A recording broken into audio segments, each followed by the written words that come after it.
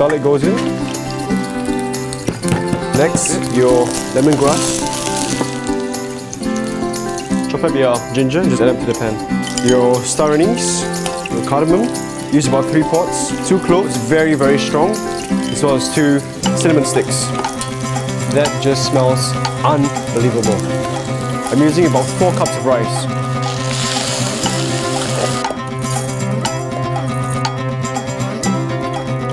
Coconut milk. An extra boost of flavour, throwing 3 knots of pandan in with my rice. Add a bit of salt to taste. And cook it as you would normal rice.